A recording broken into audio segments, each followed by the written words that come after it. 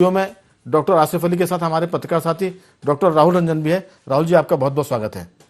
Doctor Asif Ali, आपने बहुत सारी बातें की थी, मैं गर्ग साहब से भी जरूर पूछूंगा कि इस बीमारी में बचने के लिए अब ये सर्दी जुकाम की तरह है, लेकिन एलोपैथी में कौन सी दवाएं आमतौर से लेनी चाहिए और होम्योपैथी में जो मेरी जानकारी है कि आर्सेनिक 30 और एकोनाइट का इस्तेमाल आप कर सकते हैं अगर किसी को सर्दी जुकाम कोविड-19 की शुरुआत में होता है। तो आपने जो कुछ 2 साल में महसूस किया हो, हम ये मानकर ही चल रहे हैं कि ये महामारी विदा हो रही है, इसलिए विदाई का गीत गा रहे हैं। आपकी राय? पहले तो मैं आपका शुक्रिया अदा करना चाहूँगा कि आपने मुझे बुलाया अपने व्यूज़ जानने के लिए।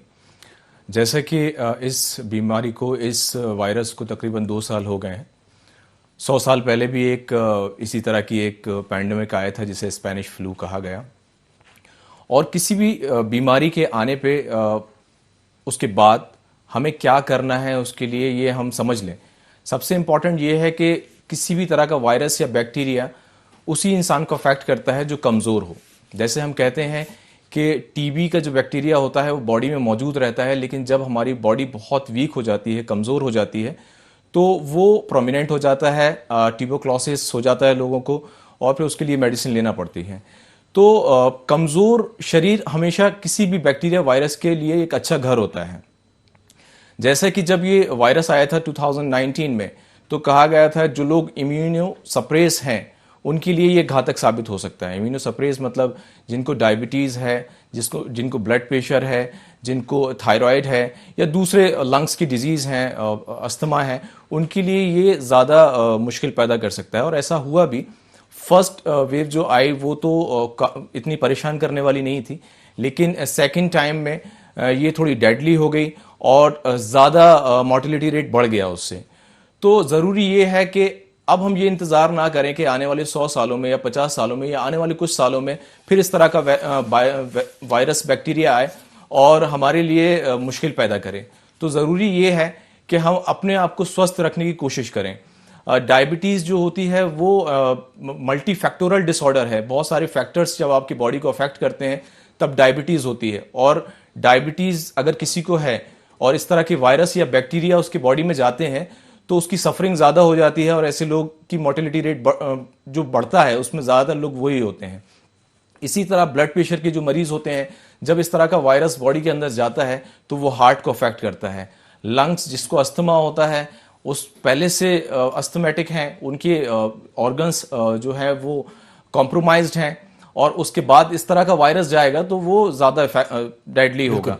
तो ज़रूरी ये है कि अपने आप को पहले से तैयार रखें। किसी भी जैसे आर्मी होती है, वो खड़ी होती है बॉर्डर पे, वो तैयार रहती है कि किसी भी तरह का हमला होगा उससे लड़ने के लिए हम रेडी हैं।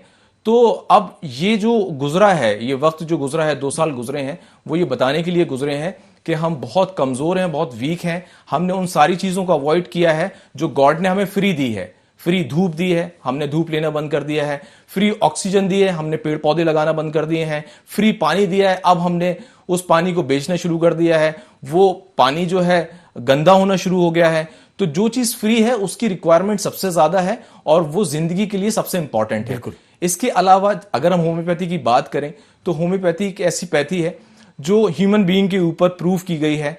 और पहले भी कुछ मेडिसिन थी स्पेनिश फ्लू के टाइम भी, जो उसमें देने के बाद हमें अच्छे रिजल्ट्स मिले थे, हमारी इम्यूनिटी इंप्रूव हुई थी। कई विटामिन जो होते हैं उन विटामिन से होम्योपैथी मेडिसिन बनाई जाती हैं। तो वो एट अ टाइम आप मेडिसिन भी ले रहे होते हैं और विटामिन भी ले रहे होते हैं, तो वो आपकी इम्यूनिटी को इंप्रूव करता है। तो मेरा कहना आप सभी से यही है कि अपने आप को तैयार रखें आने वाले नए खतरे के लिए। जैसा कि डॉक्टर गर्ग सर ने बोला कि आने वाला वक्त और ज्यादा खतरनाक हो सकता है, और भी वेपन्स आ सकते हैं इस तरह के आपको हार्म करने के लिए। तो उसके प्रिपरेशन आपको पहले से तैयार रखना चाहिए। जी, मुद्दे की बात वही। आपको क्या लगता है कि अब ये कोरोना जा रहा है, लेकिन जो इम्यून सिस्टम स्ट्रांग करने के लिए कौन कौन सी बातें जो आप लोग आसानी से इस्तेमाल कर सकें और उससे हासिल कर पाए? देखिए राघवेंद्र जी, मैं हमेशा कहता आया हूँ और हमारी हमेशा जब चर्चा होती है तो मैं सबसे ज़्यादा जो फोर्सफुली बात करता हूँ वो विटामिन डी के बारे में बात करता हूँ। मेरे जितने भी इंटरव्यूज़ हुए हैं अभी तक, या जो मैं पेशेंट को देखता हूँ, टू बी वेरी ऑनेस्ट, कि मैं अपने मैक्सिमम पेशेंट्स को जिनको कफ, कोराइजा इस तरह के सिम्टम्स होते हैं, विटामिन डी की सप्लीमेंट दे के ही ट्रीट करता हूँ। और मुझे पिछले 2 सालों में विटामिन डी जो मैंने रिकमेंड किया लोगों को, उससे मुझे तो काफी अच्छे रिजल्ट्स देखने को मिले हैं। और लेकिन जांच भी इसकी जरूर मेरे ख्याल से होनी चाहिए। जांच इसलिए जरूरी है क्योंकि अगर मैंने 100 लोगों की जांच करवाई है तो मुझे 90 लोगों में विटामिन डी 10 से कम मिला है। जिसको नॉर्मल 30 से 100 होना चाहिए वो 5, 10, 15, 20 पे है। तो अगर आपने जांच करवा ली है तो उससे फायदा ये होगा कि आपको ये पता होगा कि आपको लोडिंग डोज कितना लेना है और आपको डिवाइडिंग डोज कैसे लेना है। तो डोज डॉक्टर डिसाइड करता है, उसको पता होता है कि अगर आपका विटामिन डी लेवल 10 है, 15 है, 20 या 30 से कम है तो आपका डोज क्या होना चाहिए, और वो डोज ही सबसे इंपॉर्टेंट होता है। हम लाइफ स्टाइल के बारे में तो बात करते आए हमेशा से। एक जरूर आप बात करते कोई आपके पेशेंट की जिसको आपने अभी ट्रीट किया था। हाँ, मेरी एक पेशेंट थी जिनको फर्स्ट वेव में भी कोरोना हुआ था, सेकंड में हुआ तो वेंटी पे चली गई और थर्ड पे भी हुआ। तो ऐसे कई पेशेंट हैं जिनको 2-2, 3-3 बार कोरोना हो चुका है। अच्छा, कोरोना कोई भी वायरस होता है उसका एक इंक्यूबेशन पीरियड होता है, जितने वक्त तक वो जिंदा रहता है उसके बाद खत्म हो जाता है, लेकिन कमजोर शरीर हमेशा इसे अफेक्ट करता है।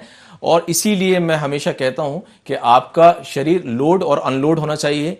लोड होना चाहिए विटामिन से और अनलोड होना चाहिए जो आपने बात करी अभी, पिज्जा, बर्गर और वो सारी चीजें जो आपके भूख को तो मिटा देती हैं लेकिन आपको स्टार्व कर देती हैं न्यूट्रिशन से। तो जरूरी ये है कि आप अपने शरीर को लोड करें विटामिन से, vitamin B, vitamin D, vitamin C, vitamin A, vitamin K2, ये सारी चीजें बहुत इंपॉर्टेंट है। और अगर आप बीमारी से बचना चाहते हैं या बीमारी से होने वाले कॉम्प्लिकेशन से बचना चाहते हैं तो आपको स्ट्रांग होना होगा पोषण के तौर से। बिल्कुल।